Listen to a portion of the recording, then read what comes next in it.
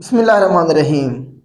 The Punjab land revenue act 1967 आज हमने discuss करना है। पहला लेक्चर होगा तो इसमें मैं कोशिश करूंगा आपको आसान लैंग्वेज में इस एक्ट को समझाने की। तो इसमें जो हमारे पास सवाल पूछे जाते हैं कमीशन के एग्जाम में, तहसीलदार के पेपर में जो सवाल पूछे जा सकते हैं वो सारे हम वन बाय वन डिस्कस करेंगे। तो सबसे पहले ये जो एक्ट है इसका नंबर कौन सा है ये पूछा जा सकता है आपसे। तो इसका नंबर बेटा है हमारे पास 17 ऑफ 1967। 1967 में जितने एक्ट पास हुए उनमें इसका नंबर कौन सा है? 17वां है। 17वां 17 नंबर है। ये 7 दिसंबर 1967 को ये क्या हुआ था? मंजूर हुआ था। ये डेट आपने याद रखनी है, 7 दिसंबर की। उसके बाद हमारे पास प्रियम्बल है। प्रियम्बल में हमारे पास ये देखें कि ये एक्ट डील किसे करता है। इस एक्ट में हम पढ़ेंगे क्या, खुलासा क्या है इस एक्ट का, आप ये इसमें मतलब बताया गया है। तो इसमें आप ये देखें कि 4 जो है ना जी इसके बेसिक मकसद हैं इस लॉ के। नंबर 1 क्या है जी हमारे पास? Making and maintenance of record of rights. Record of rights जो होता है, जमीनों का जो रिकॉर्ड है उसे बनाना, मेकिंग एंड मेंटेनेंस, ये इसका काम है। इस एक्ट के जरिए किया जाएगा रिकॉर्ड ऑफ राइट को मेंटेन। तो इसमें हमारे पास कौन सी जमीनों का रिकॉर्ड ऑफ राइट जो है मेंटेन किया जाएगा वो ये पूछ सकता है। इसमें सारी जमीनों का, चाहे वो एग्रीकल्चर लैंड है, चाहे वो कमर्शियल लैंड है, चाहे वो रिहायशी जमीन है, सारी जमीनों का जो रिकॉर्ड है वो इस एक्ट के तहत मेंटेन किया जाएगा। और कौन करेगा? रेवेन्यू ऑफिसर करेगा पटवारी की मदद से। उसके बाद नेक्स्ट है इसमें जो दूसरा पॉइंट बताया गया, assessment and collection of land revenue. तो ये एक्ट के नाम से आपको आइडिया हो रहा है कि the Punjab land revenue act. तो ये बेसिकली इसका काम क्या है? असेसमेंट करना और कलेक्शन करना। असेसमेंट होता है तखमीना लगाना, अंदाजा लगाना कि फला जमीन है, वहां से इतनी पैदावार हुई है, उससे गवर्नमेंट का टैक्स इतना बनता है। ये असेसमेंट करना और कलेक्शन करना, उससे वो जो रेवेन्यू बना है, टैक्स जो बना है गवर्नमेंट का, वो लेना, जिसे हम मालियाना कहते हैं। रेवेन्यू टैक्स का मतलब ये है, लैंड रेवेन्यू का मतलब है लैंड का मतलब जमीन, रेवेन्यू का मतलब गवर्नमेंट की आमदन जो टैक्सेस के जरिए वसूल की जाती है। कहां से? जमीन से। इस कानून के मुताबिक जमीन की हम बात कर रहे हैं, जिसे हम मालियाना कहते हैं। आगे वो कह रहा है जी appointment and function of revenue officer. तो रेवेन्यू ऑफिसर की अपॉइंटमेंट और उसका जो फंक्शंस है कि किस तरह से उसने काम करना है, कौन उसे अपॉइंट कर सकता है, या फिर उसकी ड्यूटीज या पावर क्या होंगी, ये भी इसी कानून के तहत इन्हें डील किया जाएगा। उसके बाद सुनेंगे अदर मैटर्स। इसके अलावा जो बाकी मैटर है connected with land revenue administration in a province. Province का क्या मतलब है? यहाँ पंजाब है, आगे वो मेंशन भी किया गया है। तो इसके अलावा जो बाकी काम है लैंड रेवेन्यू एडमिनिस्ट्रेशन के साथ कनेक्टेड हैं, जो वो भी कौन इसी एक्ट के तहत देखे जाएंगे। जिस तरह आपको पता है रेवेन्यू ऑफिसर जो तहसीलदार होता है वो क्या होता है? मजिस्ट्रेट होता है। उसके अलावा इंक्रोचमेंट वगैरह के जो मामलात हैं, मतलब बाकी जितने भी इनके साथ कनेक्टेड मामलात हैं वो भी सारे के सारे क्या करेंगे? इस एक्ट के तहत देखेगा कौन? रेवेन्यू ऑफिसर देखेगा, या इस एक्ट के तहत उन्हें डील किया जाएगा। आप चले इस तरह से क्या नहीं। तो इसमें 4 बेसिक चीजें बताई गई हैं। वो पेपर में सवाल कैसे बनाएगा, इन 4 में से किसी एक को निकाल देगा, उसकी जगह पे कोई नई चीज डाल देगा, कोई नया जो है ना सेंटेंस डाल देगा, या आखिर पे कहेगा आल, 3 ऑप्शन इधर से डालेगा, एंड पे वो आल कर देगा, बोथ ए एंड बी भी कर सकता है। इस तरह से यहां से वो क्वेश्चन बना सकता है। तो नेक्स्ट हमारे पास हम देखते हैं जरा ये जो एक्ट है इसका जो पहला सेक्शन है उसमें किस चीज की बात की गई है। हमेशा पहला सेक्शन जो होता है वो शॉर्ट टाइटल के बारे में बताते हैं। जो एक्ट है इसका नाम क्या होगा, इसका शॉर्ट टाइटल क्या होगा। शॉर्ट टाइटल सेक्शन 1 में हम क्या बात करेंगे? शॉर्ट टाइटल के बारे में बात करेंगे, एक्सटेंट के बारे में बात करेंगे कि ये कहाँ पे अप्लीकेबल होगा, कहाँ पे ये अप्लाई किया जाएगा। कमिटमेंट का मतलब किस डेट से ये अप्लाई होगा। तो इसका जो पहला सब सेक्शन है, इसमें बताएगा this act may be called the Punjab land revenue act 1967। अब इसमें वो मिस्टेक यहाँ से दा खत्म कर सकता है, सिर्फ पंजाब लिख सकता है। यहां से भी वो कोई ना कोई पंजाब के बजाय वेस्ट पाकिस्तान कह सकता है। जो पुरानी बुक्स है उसमें अभी तक वेस्ट पाकिस्तान आपको मिलेगा। तो आपने याद रखना कि इसका जो नाम है, शॉर्ट टाइटल जो है इस एक्ट का, वो क्या है। तो ये जो है ना जिसका नाम है, यहाँ वो साल भी चेंज कर सकता है, कुछ भी मतलब यहाँ मिस्टेक दे सकता है। इसका सब सेक्शन है जी, it extend to whole of province. Province का मतलब आगे बताया गया कौन सा, पंजाब। तो यहाँ पे वो कह सकता है होल ऑफ पाकिस्तान का ऑप्शन दे सकता है। तो आपने याद रखना है कि ये हमारे पास पंजाब में एप्लीकेबल होगा, होल ऑफ प्रोविंस में। आगे ये वाली बात भी आपने नहीं भूलनी, एक्सेप्ट ट्राइबल एरियाज। वो तमाम एरिया जिन्हें गवर्नमेंट ट्राइबल एरिया डिक्लेयर कर देती है, उनके ऊपर अप्लाई नहीं होगा। ये दोनों चीजें आपने याद रखनी है। एक याद रखेंगे, दूसरी नहीं याद रखेंगे, वो क्वेश्चन में वही डालेगा जो आपने नहीं याद की। उसके बाद नेक्स्ट वो कहते हैं जिसके सब सेक्शन 3 में, it are any specific provision, या ये कानून या इसकी कोई provision shall come into operation in such area या एरिया। इसमें बात ये समझाई जा रही है कि इस कानून की ये कानून पूरा या फिर इसकी कोई प्रोविजन उन एरिया या एरियाज में एप्लीकेबल नहीं होगी या एप्लीकेबल होगी, इसे कौन डिसाइड करेगा, इसे गवर्नमेंट डिसाइड करेगी एक नोटिफिकेशन के जरिए। ये सवाल है यहां से।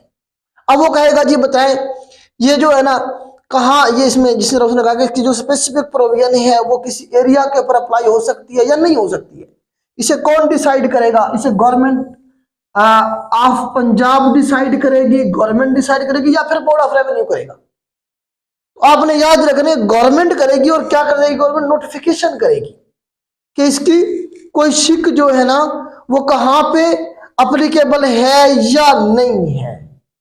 ठीक हो गया जी। उसके बाद हम देखते हैं सेक्शन 2 को। सेक्शन 2 में वो क्या कहता है जी, सेक्शन 2 को देखें जरा, power to accept any area from provision unsuited thereto. इस सारी स्टेटमेंट में वो क्या कहना चाह रहा है, एक लफ्ज आपने याद रखना है। वो क्या याद रखना है आपने, इसमें आपने याद रखना है गवर्नमेंट में नोटिफिकेशन। मतलब ये है कि किसी एरिया को इस कानून से बाहर करना है, इस कानून की इंप्लीमेंटेशन से अगर हमने बाहर करना, छूट देनी है किसी एरिया को। जैसे मिसाल के तौर पे साउथ पंजाब में जलजला कह रहा हूं, सैलाब आया था 2010 में, तो वहां जो फसलें थी सारी की सारी तबाह हो गई। अब गवर्नमेंट क्या कर सकती है, नोटिफिकेशन के जरिए उस पूरे इलाके का जो टैक्स है वो खत्म कर सकती है, 1 साल के लिए, 2 साल के लिए, जितनी मुद्दत के लिए चाहे। लेकिन वो नोटिफिकेशन करेगी, गवर्नमेंट करेगी, बोर्ड ऑफ रेवेन्यू नहीं करेगा। या वो ये मिस्टेक देगा कि गवर्नमेंट कर सकती है या फिर बोर्ड ऑफ रेवेन्यू कर सकता है, उस इलाके का कमिश्नर कर सकता है, कौन कर सकता है, ये यहां से एमसीक्यूज बन सकता है। तो गवर्नमेंट क्या करे, गवर्नमेंट के ओपिनियन में है कि यहाँ जो है फसलें नहीं हुई तो हम क्या करते हैं, यहाँ टैक्स की छूट दे देते हैं 2 साल के लिए। तो गवर्नमेंट करेगी ये नोटिफिकेशन के जरिए, और वो नोटिफिकेशन या वो जो फैसला किया गया कि यहाँ हम टैक्स की छूट दे रहे हैं, तो वो उस वक्त तक एप्लीकेबल होगा, उस वक्त तक चलता रहेगा जब तक वो नोटिस मुअत्तल नहीं हो जाता, जब तक until the notification is resigned, जब तक कि वो नोटिफिकेशन कैंसिल नहीं कर दिया जाता। वो एक्सटेंड भी हो सकता है, गवर्नमेंट की मर्जी है, तो गवर्नमेंट करेगी, ये बात आपने याद रखना है। उसके बाद आप ये देखें सेक्शन 3 में वो क्या कर रहा है, exclusion of certain land from operation of this act. इस एक्ट के ऑपरेशन से कुछ लैंड है सर्टेन, उन्हें हम एक्सक्लूजन कर सकते हैं, निकाल सकते हैं। तो कौन निकालेगा, तो यहां पे सवाल ये आ रहा है कि इसमें हमारे पास बोर्ड ऑफ रेवेन्यू की बात याद रखनी है। इसमें आपने क्या करना है जी, गवर्नमेंट बाय नोटिफिकेशन करेगी, कितनी मुद्दत के लिए, कब तक करना है, तो ये सारे का सारा गवर्नमेंट करेगी, रेवेन्यू ऑफिसर नहीं कर सकता, बोर्ड ऑफ रेवेन्यू नहीं कर सकता।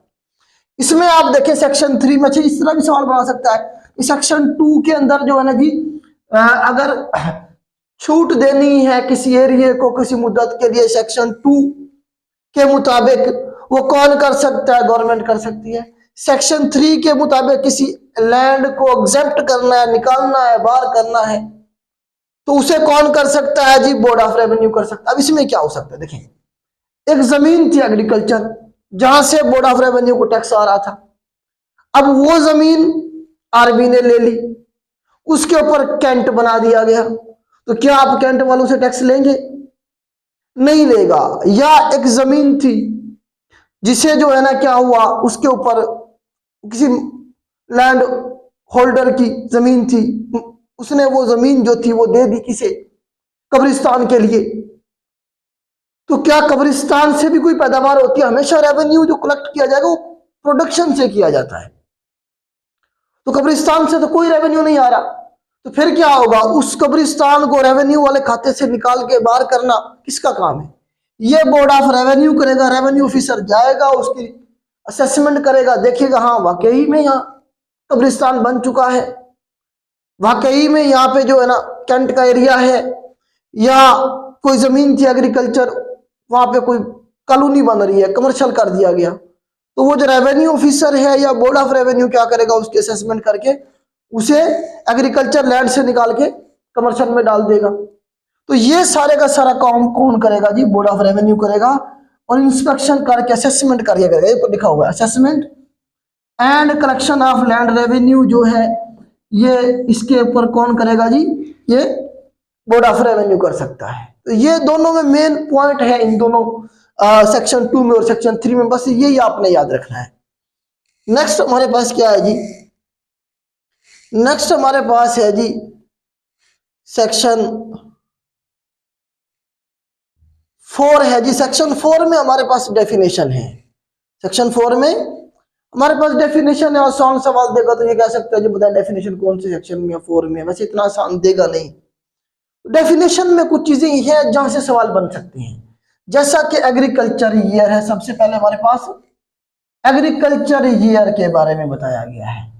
अब एग्रीकल्चर ईयर के बारे में याद रखिएगा, first from the first day of July. तो एग्रीकल्चर ईयर कब शुरू होगा ये बताया गया है इस एक्ट के मुताबिक। तो वो फर्स्ट डे ऑफ जुलाई, 1 जुलाई से शुरू हो जाएगा।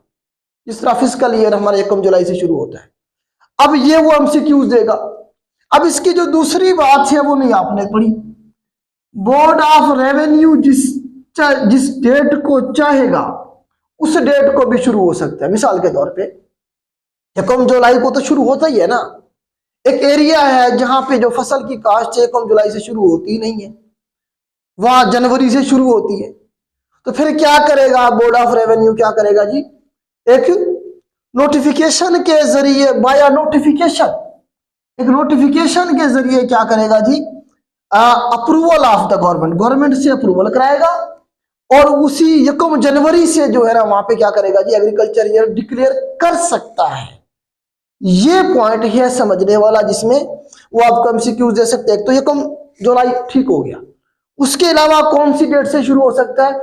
उस डेट से जिस डेट को बोर्ड ऑफ रेवेन्यू चाहेगा, गवर्नमेंट से परमिशन के बाद वो नोटिफिकेशन जारी कर सकता है। मतलब उसकी मर्जी है, वो किसी भी डेट से शुरू कर सकता है, लेकिन generally first day of July से शुरू होता है। ये बात समझाई गई है। दोनों बातों को आपने माइंड में रखना है। अब वो कह सकता है जी बोथ ए एंड बी, दोनों ऑप्शन दे दे आपको, बोथ ए एंड बी कह सकता है, या एक ऑप्शन दे, दूसरा ऑप्शन में वो जो है ना कुछ और कहानी सुना दे आपको। तो आपने दोनों बातें याद रखनी है। उसके बाद आगे जी क्वेश्चन हमारे पास दूसरी जो डेफिनेशन है वो है अराजी रिकॉर्ड सेंटर की।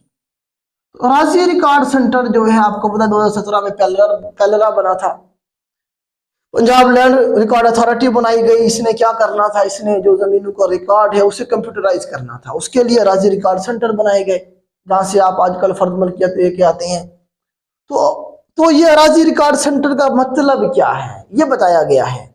इसका मतलब ये है कि मीन्स अराजी record centre as defined in, ये वाली बात याद रखनी है, जो डिफाइन किया गया किसके अंदर? हाँ जी, सेक्शन 2 ऑफ पंजाब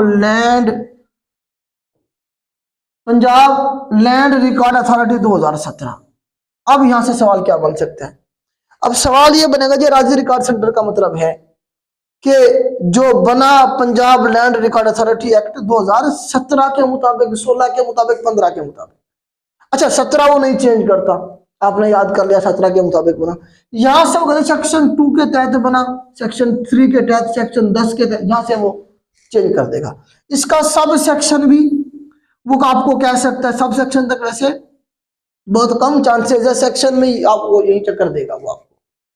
तो यहां से आपने याद रखना है कि राज्य रिकॉर्ड सेंटर का मतलब ये है कि जो land Punjab land record authority act जो 2017 बना, उसके जो सेक्शन 2 के सब सेक्शन 1 में जो डेफिनेशन मौजूद है राज्य रिकॉर्ड सेंटर की, उसका मतलब यही है, इस कानून के मुताबिक भी वही है, ये बात इसमें समझाई गई है।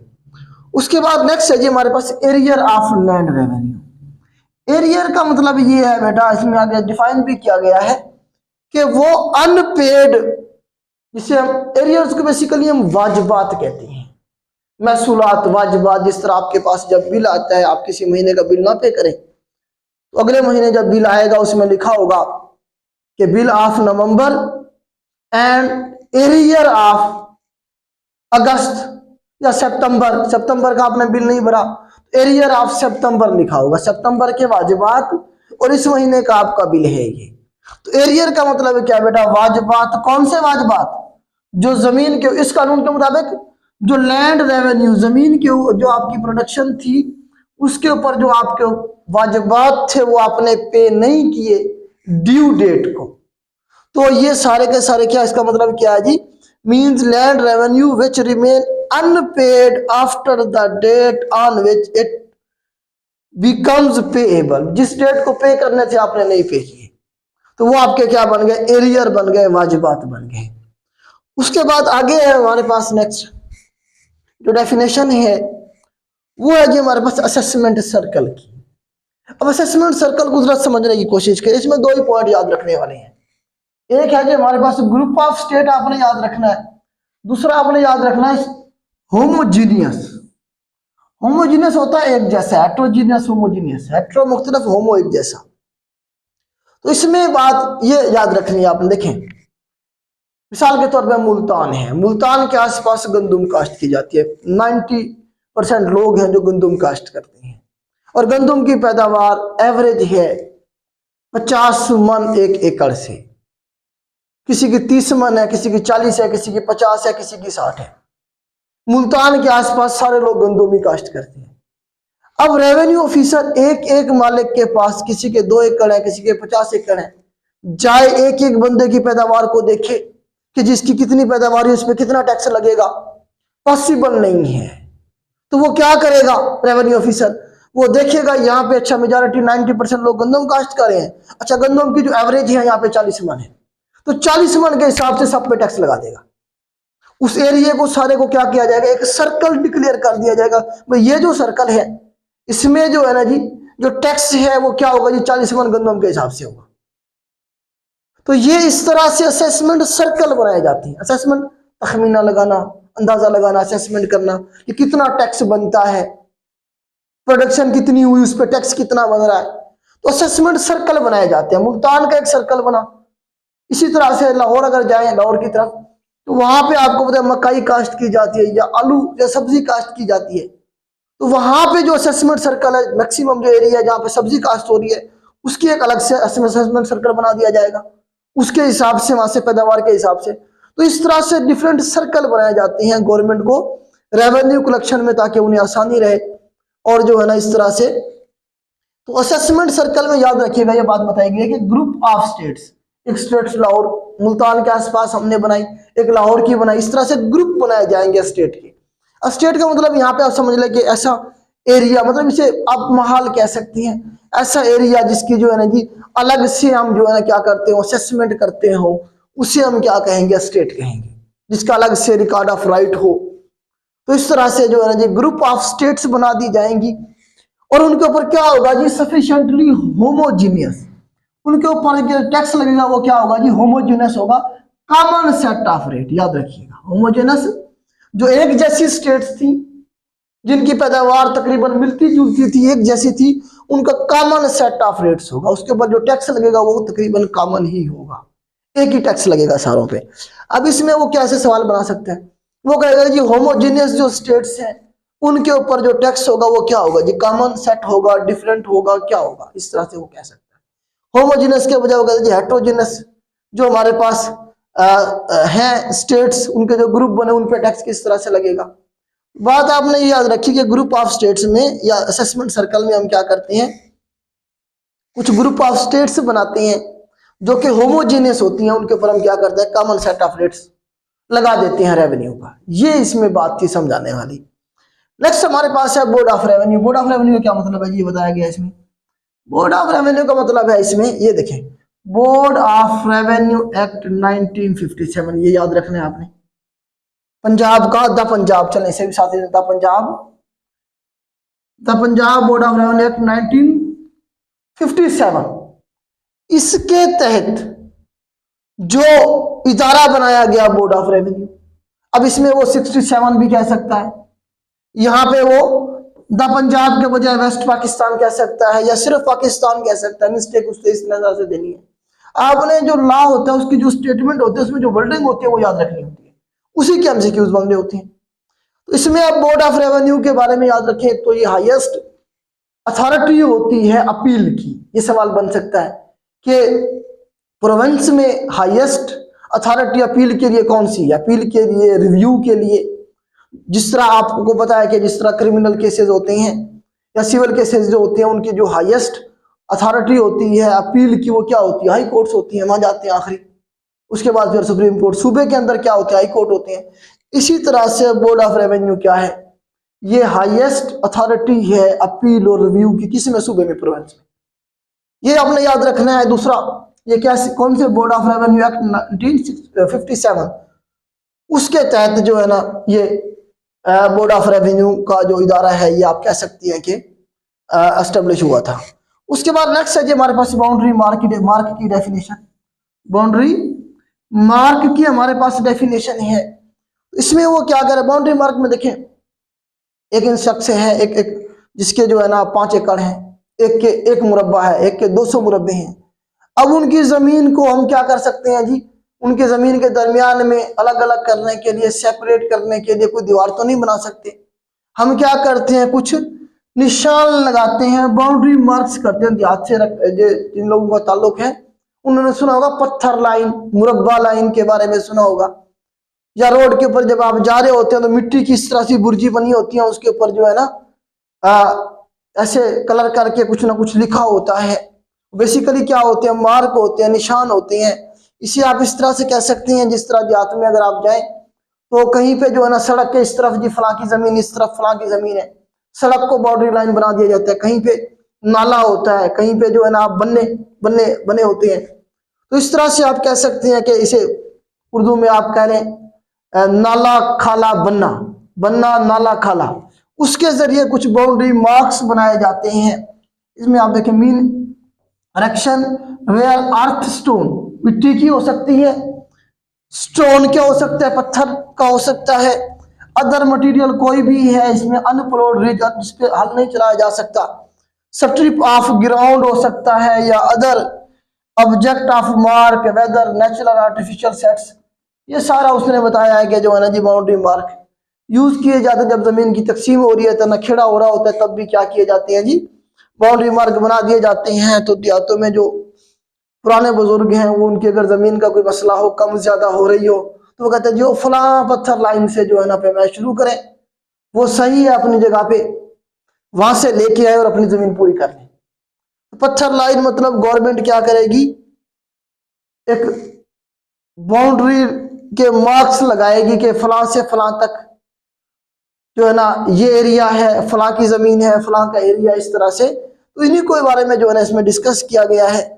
तो यहाँ से कोई सच सवाल बन नहीं सकता। तो ये कौन करता है जी, रेवेन्यू ऑफिसर करता है। रेवेन्यू ऑफिसर जाएगा, जाके जो है ना ये स्पेसिफाई कर सकता है जाके। नेक्स्ट इसके बाद हमारे पास जो अगला है डेफिनेशन है नेक्स्ट, वो हमारे पास कमेंसमेंट की है। कमेंसमेंट का मतलब ये है कि वो डेट, वो दिन, जिस दिन को ये जो एक्ट है ये क्या होगा जी, इंप्लीमेंट होगा। कमेंसमेंट का मतलब क्या है? कमेंसमेंट का मतलब ये है, कमेंसमेंट का मतलब ये है कि वो डेट, जिस डेट को ये एक्ट क्या होगा जी, ये एक्ट या इस एक्ट की कोई भी प्रोविजन यानी प्रोविजन क्या होगी जी, इंप्लीमेंट होगी, वो क्या होगा जी, कमेंसमेंट होगा। इसका मतलब ये। डिफॉल्टर का क्या मतलब है? डिफॉल्टर का मतलब ये है कि जब आपके ऊपर जो एरियर हैं, आपकी जमीन के जो वाजिबात हैं, बकाया जात हैं, वो आप पे नहीं करते अपना मालियाना, तो ड्यू डेट तक, तो आपको क्या डिक्लेयर कर, डिफॉल्टर डिक्लेयर कर दिया जाता है। तो डिफॉल्टर की बात देखिए, इस कानून के में डेफिनेशन का मतलब क्या है?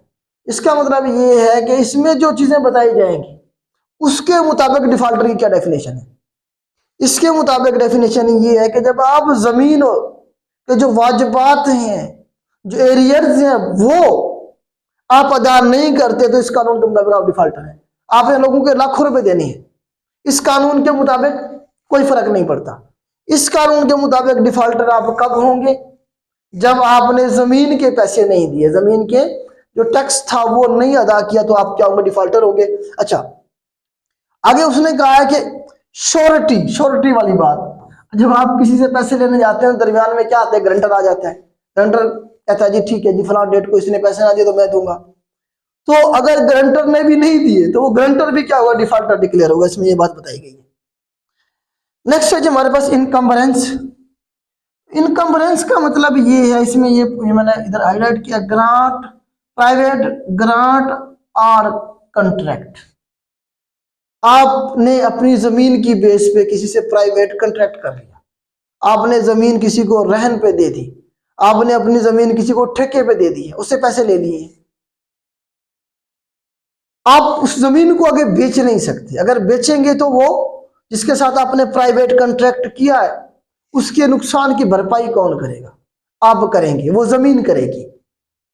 तो इसमें यही बताया गया कि इनकम्बरेंस का मतलब है वो तमाम वायदे जो आपने किए किसी प्राइवेट कंट्रैक्ट जो आपने किए जमीन की बेस पे, जिस तरह लोग जमीन प्लज करवा लेती हैं, तो ये वो तो खैर गवर्नमेंट के साथ होता है।